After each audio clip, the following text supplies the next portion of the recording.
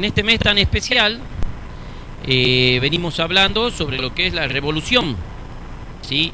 Y nosotros como pueblo, como nación,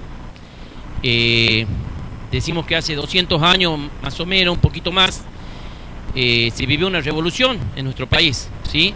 Queríamos salir de la esclavitud en la que estábamos, de otro pueblo, vivíamos bajo el yugo de España, y así igualmente, como les decíamos, festejamos ya de esos 200, un poco más de 200 años, nosotros como hijos de Dios también festejamos una revolución y una libertad que nos dio Dios a nosotros hace ya 2000 años, ¿sí? A partir de mandar a su Hijo a vivir en medio nuestro, a conocer como hombre lo que todo lo que nosotros pasábamos, lo que el pueblo pasaba, ¿sí? Él manda a su Hijo a salvar a su pueblo elegido. Bien, quería compartirles que como cristianos, como les digo, hace 2000 años el Señor mandó esa revolución a manifestar esa revolución en medio nuestro, ¿sí? Todo esto se vivía dentro de una ley que era poco cumplida. Esa ley el Señor la había mostrado anteriormente a Moisés. ¿Para qué? Para que por medio de esas leyes el pueblo pueda vivir dentro de lo que el Señor quería. Pero ese pueblo no cumplía esas leyes, ¿sí? Esas leyes que Él le había dado a Moisés para que ese pueblo la cumpla, ellos vivían lejos de eso.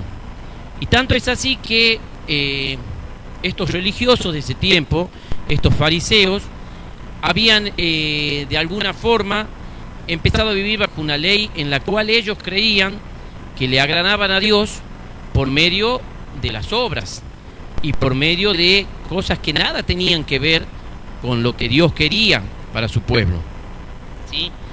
En ese tiempo, ya bajo la esclavitud de Roma, cuando el Señor decide manifestarse en esa revolución por medio de mandar a su Hijo, ese pueblo el pueblo judío ya tenía un rey, y ese rey era Herodes.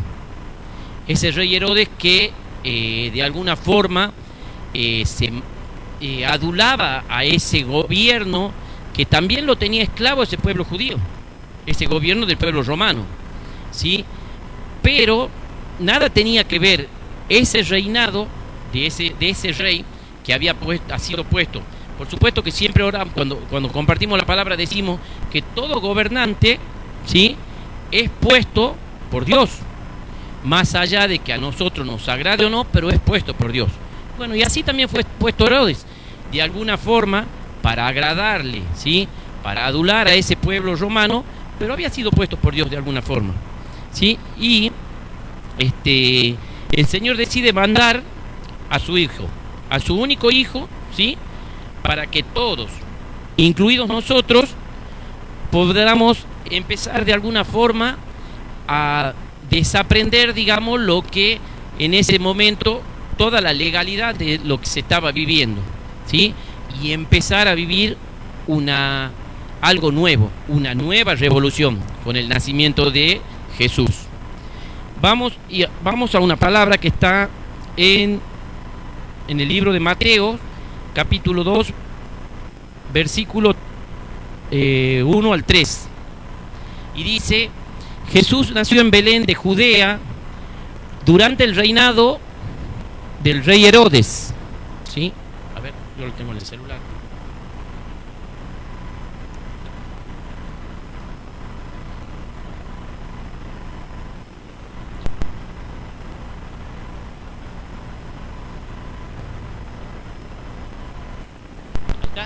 Dice: Jesús nació en Belén de Judea durante el reinado de Herodes.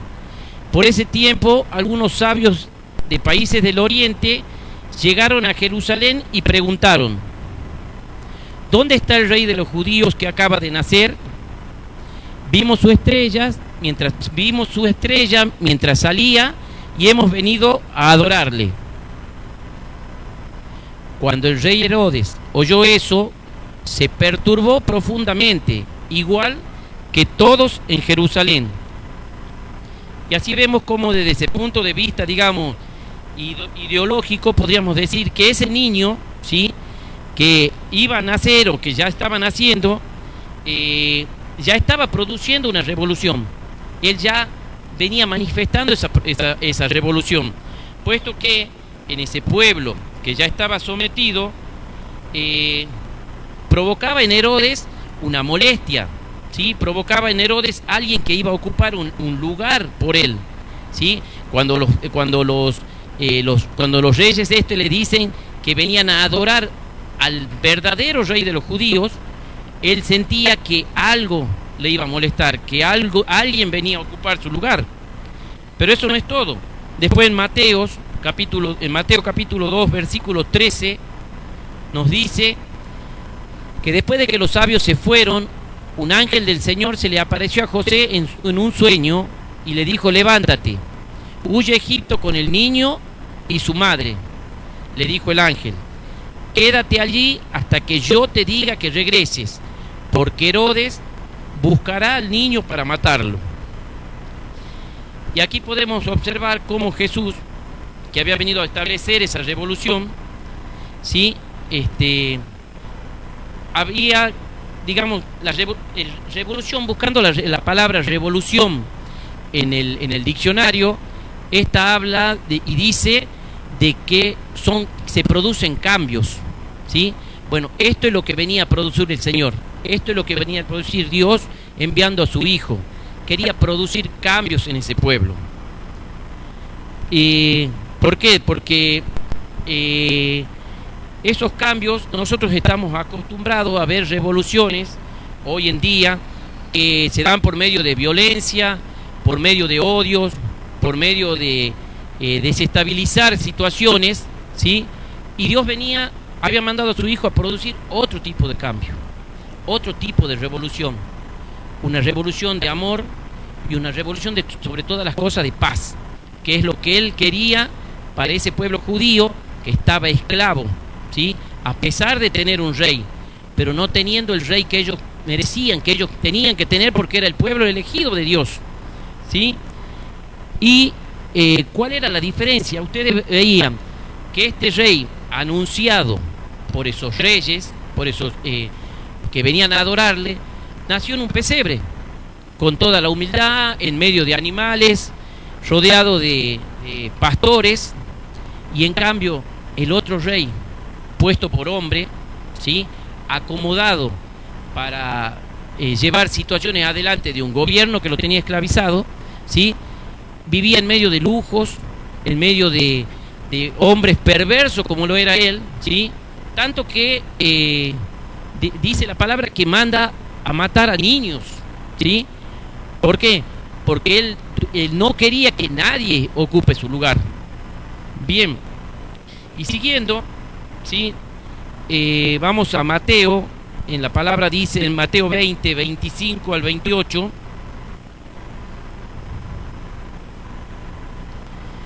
dice: pero Jesús los reunió a todos y les dijo: ustedes saben que los gobernantes de este mundo tratarán a su pueblo con prepotencia, y los funcionarios hacen alarde de su autoridad frente a los súbditos. Pero entre ustedes será diferente. El que quiera ser líder entre ustedes deberá ser sirviente, y el que quiera ser primero entre ustedes deberá convertirse en esclavo. Pues ni aun el Hijo del Hombre vino para que le sirvan, sino para servir a otros y para dar su vida en rescate por muchos. ¿Sí? Y le agregaba yo que en Romano, en el capítulo 9, en el versículo 12, dice que el mayor servirá al menor. Bueno, para eso había venido, Dios había mandado a su Hijo, ¿sí?, para demostrarnos eso, que en realidad Él venía a ser siervo, ¿sí?, Él venía a servir y no a ser servido. Eso es lo que nos quería mostrar el Señor. Y así es como ya Jesús aquí en esto nos muestra, cuando ya empieza su ministerio en sí, seguía revolucionando él con sus enseñanzas, mostrándose como el verdadero siervo que venía al mundo al servir, como les decía, y no a ser servido. Tanto es que, si recuerdan, estando sentado él en la mesa, ya cuando sabía que iba a ser entregado, él estaba en la cabeza de la mesa como un verdadero rey en medio de sus discípulos. Sí, y nosotros hoy, cuando ocupamos un lugar de privilegio en esa mesa, así nos sentimos, como el principal. ¿Y él qué quiso demostrar? ¿Sí? Que no era así, que él había venido a servir. Entonces, ¿qué hizo? Tomó una toalla, ¿sí?, y se bajó a lo último, porque en ese momento lavarle los pies a alguien era lo más denigrante, ¿sí? Era lo que verdaderamente de un esclavo. Y le lavó los pies a sus discípulos, demostrándonos para qué había venido él, ¿sí? Él había venido a demostrarnos eso, que él iba a ser el menor, ¿sí?, entre todos. Ahora bien, ¿cuántas veces nosotros mismos, ¿sí?, perdemos esa identidad de sentirnos importantes en medio de un lugar y no darle lugar a la persona que quizás nosotros mismos estamos enseñando, a que esa persona crezca, a que esa persona pueda superarnos, que es en realidad que tendría que ser la alegría y el gozo que tendríamos que tener nosotros, ¿sí?, de Jesús, de haber venido como ese líder a enseñarles a esos discípulos, sabiendo, como decía la palabra, que cosas mayores iban a hacer ellos, ¿sí? Y esa tiene que ser nuestra tranquilidad como líderes, que nuestros discípulos logren superarnos, que nuestros discípulos logren obtener la sabiduría que venga de Dios y puedan ser más importantes, ¿sí?, puedan enseñar mejor de lo que nosotros enseñamos, porque eso realmente va a ser lo que nos va a producir gozo a nosotros, que somos los que estamos de alguna forma enseñando la palabra, y que es nuestro objetivo de todo hijo de Dios. Ahora, vamos a la palabra en Marcos capítulo 3, versículo 4 al 5. Jesús vino a nosotros para entablar una relación, para romper todas esas reglas de religiosidad que se vivían en ese tiempo. Y la palabra dice, en Marcos dice, luego se dirigió a sus acusadores y les preguntó, ¿permite la ley hacer buenas acciones en el día de descanso o es un día para hacer el mal? Esa es la pregunta que le hizo. ¿Es un día para salvar la vida o para destruirla? Pero ellos no quisieron contestarle. Jesús miró con enojo a los que lo rodeaban, profundamente entristecido por la dureza de su corazón. Entonces le dijo al hombre al que iba a sanar, extiende la mano. Así que el hombre le extendió y la mano le quedó restaurada. Hermanos, vivimos en un mundo en que nos cuesta dejar de lado muchas cosas, en que nos cuesta dejar de lado legalidades, el lugar de privilegio que a veces tenemos, ¿sí? Y nos cuesta porque tenemos miedo en realidad que otras personas ocupen ese lugar.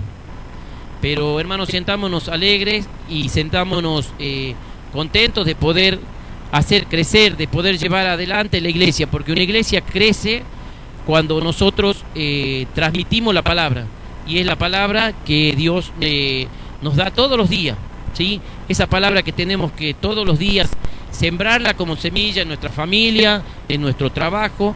Eso es lo que a nosotros nos va a hacer crecer y va a hacer crecer a la iglesia, que es a la que nosotros Dios nos mandó a llevar adelante. Quiero dejarle esta palabra, ¿sí?, que es como el postre, digamos, ¿sí?, y está en Primera de Corintios capítulo 9, versículo 19 al 23, ¿sí?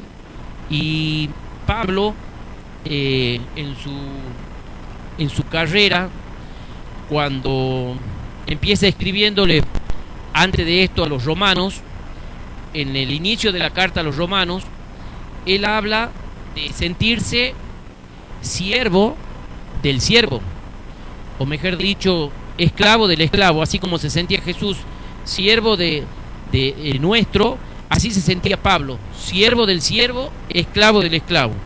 Y la palabra en Primera de Corintios dice, así dice Pablo: a pesar de que soy un hombre libre y sin amo, me he hecho esclavo de todos para llevar a muchos a Cristo. Cuando estaba con los judíos, vivía como un judío para llevar a los judíos a Cristo. Cuando estaba con los que siguen la ley judía, yo también vivía bajo esa ley. A pesar de que no estoy sujeto a la ley, me sujetaba a ella para poder llevar a Cristo a los que están bajo la ley. Cuando estoy con los gentiles, quienes no siguen la ley judía, yo también vivo independientemente de esa ley para poder llevarlos a Cristo. Pero no ignoro la ley de Dios, obedezco la ley de Dios, de Cristo, perdón. Cuando estoy con los que son débiles, me hago débiles con ellos, porque deseo llevar a los débiles a Cristo. Si con todo esto trato de encontrar algo que tengamos en común, y hago todo lo posible para salvar a algunos, hago lo que sea para difundir la buena noticia y participar de sus bendiciones. Hermanos, esta es la revolución que nosotros tenemos que producir en todos lados, a donde nos movamos, ¿sí? Poder llevar la nueva noticia, poder llevar ese evangelio de los que somos responsables, ¿sí? Y el Señor nos exige y nos pide que sea de esa forma, que esa revolución que vivimos entre en nuestra vida y podamos revolucionar cada lugar donde nosotros nos movamos. Hermanos, que esto sea de bendición para todos ustedes. Que Dios los bendiga.